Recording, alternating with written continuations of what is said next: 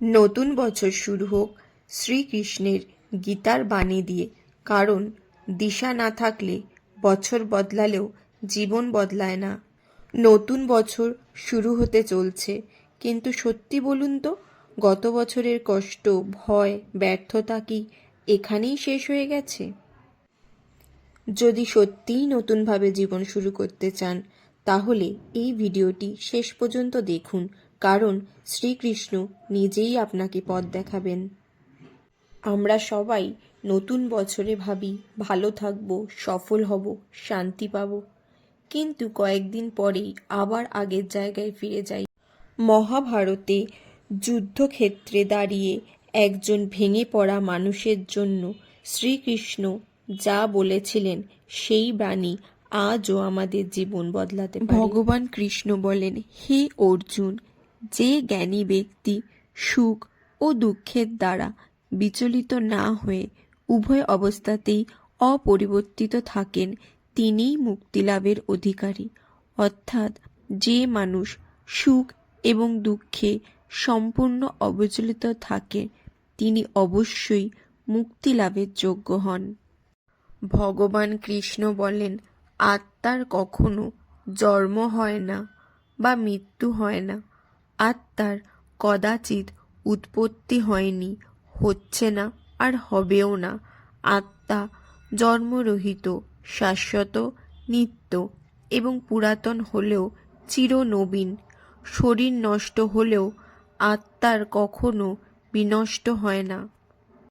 মানুষ যেমন জীর্ণ বস্ত্র পরিত্যাগ করে নতুন বস্ত্র পরিধান করে, আত্মাও তেমনি জীর্ণ দেহ ত্যাগ করে নতুন দেহ ধারণ করেন।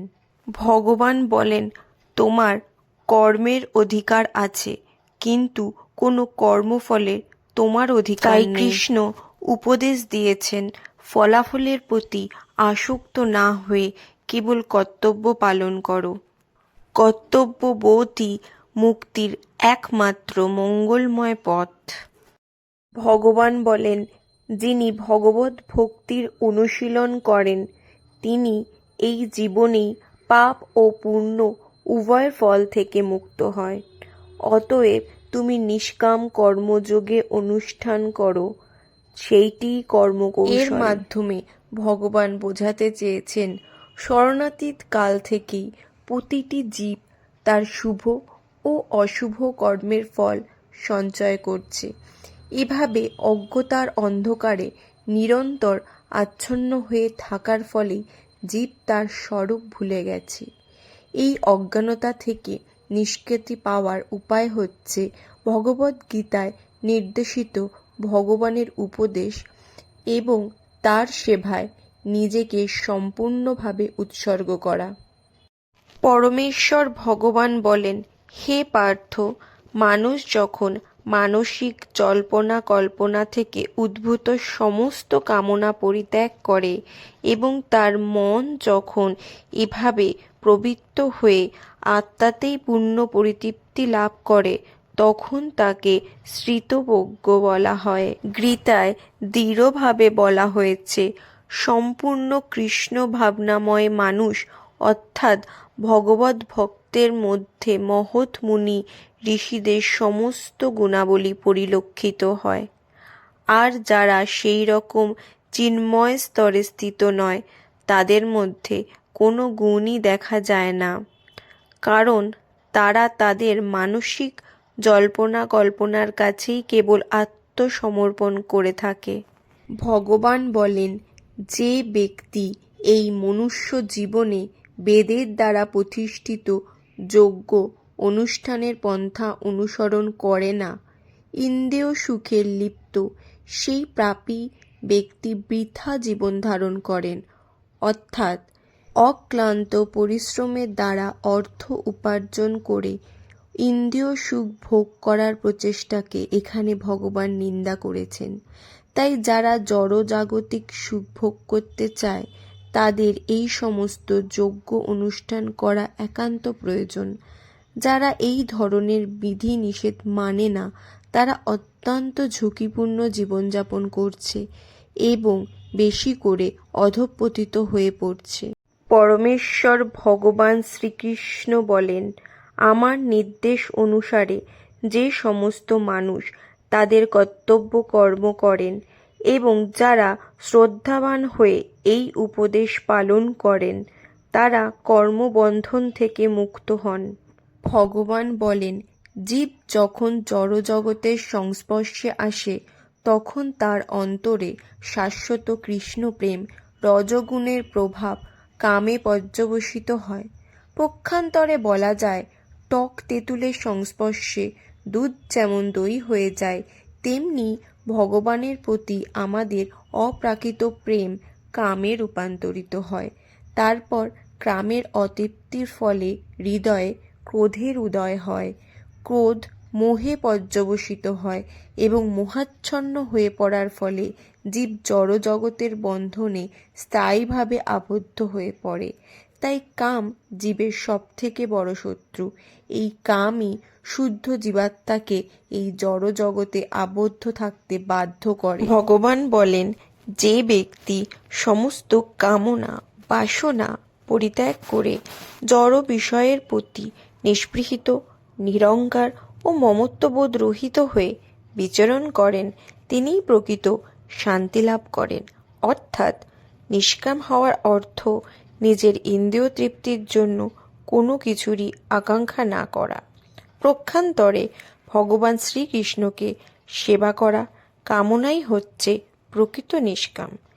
এই জড় দেহটিকে বৃথাই আমাদের প্রকৃত সত্তা বলে না ভেবে এবং জগতের কোনো কিছুরই উপর বৃথা মালিকানা দাবি না করে শ্রীকৃষ্ণের নিত্য দাস রূপে নিজের যথার্থ স্বরূপ উপলব্ধি করাটাই শ্রীকৃষ্ণ ভাবনার যথার্থ স্তর।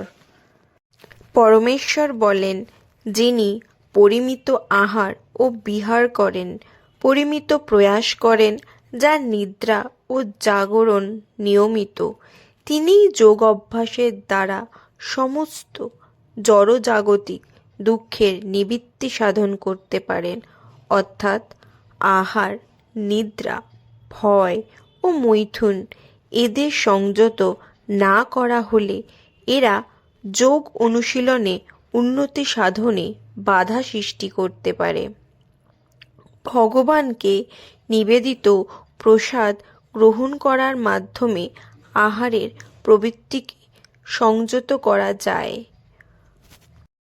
ভগবান কৃষ্ণ অর্জুনকে বলেন, হে অর্জুন, যিনি সমস্ত জীবের সুখ ও দুঃখকে নিজের সুখ ও দুঃখের অনুরূপ সমানভাবে দর্শন করেন, আমার মতে তিনিই সর্বশ্রেষ্ঠ যোগী। এই কথাটার তাৎপর্য হল, কৃষ্ণ ভাবনাময় ভক্তই পরম যোগী।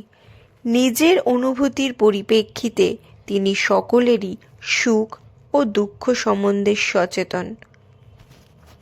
ভগবান বলেন, যিনি শ্রদ্ধা সহকারে মগধ চিত্রে আমার ভজনা করেন তিনি সবচেয়ে অন্তরঙ্গভাবে আমার সঙ্গে যুক্ত এবং তিনি সমস্ত যোগীদের মধ্যে শ্রেষ্ঠ, সেইটি আমার অভিমত। শ্রীকৃষ্ণ বলেন, পরমাত্মা রূপে আমি সকলের হৃদয়ে বিরাজ করি। যখন কেউ কোনো দেবতার পূজা করতে ইচ্ছা করে তখন আমি সেই ভক্তের তাতেই অচলা শ্রদ্ধা বিধান করি, যাতে সেই বিশেষ দেবতার সেবায় সে একনিষ্ঠ হয়। ভগবান বলেন, হে অর্জুন, পরমেশ্বর ভগবান রূপে আমি অতীত, বর্তমান ও ভবিষ্যৎ সম্বন্ধে সম্পূর্ণরূপে অবগত। আমি সমস্ত জীবদের সম্বন্ধে জানি, কিন্তু আমাকে কেউ জানে না। শ্রীকৃষ্ণ বলেন, হে পার্থ, যিনি একাগ্র চিত্তে কেবল আমাকেই নিরন্তর স্মরণ করেন, আমি সেই নিত্যযুক্ত ভক্তিযোগীর কাছে সুলভ হই। মহার্ত ভক্তিপরায়ণ যোগীগণ আমাকে লাভ করে আর এই দুঃখপূর্ণ নশ্বর সংসারে পুনরায় জন্মগ্রহণ করেন না, কেননা তারা পরম সিদ্ধি প্রাপ্ত হয়েছেন।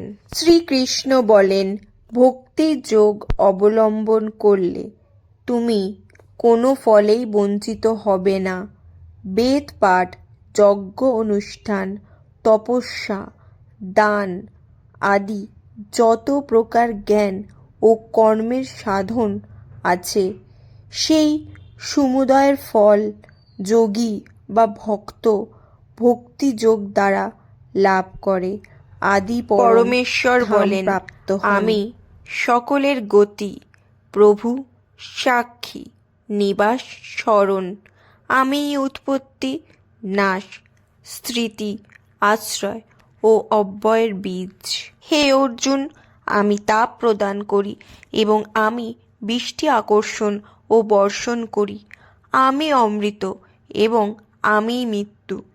জড় ও চেতনা উভয়ই আমার মধ্যে স্থিত। তাই বন্ধুরা, যখনই জীবনে মনে হবে সব কিছু শেষ, তখন মনে রাখবেন ভগবান কৃষ্ণ বলেছেন, কর্ম করো, ফলের আশা করো না। এই কথাগুলো যদি আপনাদের হৃদয়ে ছুঁয়ে যায়, তাহলে কেবলমাত্র লাইক করবেন না, একটা শেয়ারও করবেন, কারণ আপনার একটা শেয়ার কারোর জীবন বদলে দিতে পারে। আর এই রকমের কৃষ্ণের আরও বাণী শুনতে হলে চ্যানেলটিকে সাবস্ক্রাইব করুন। কৃষ্ণের কথা শুধু শোনা নয়, অনুভব করারও বিষয়। জয় শ্রীকৃষ্ণ। কমেন্টে সকলে জয় শ্রীকৃষ্ণ লিখুন আর দেখুন আপনাদের জীবনে কিভাবে শান্তি ফিরে আসে।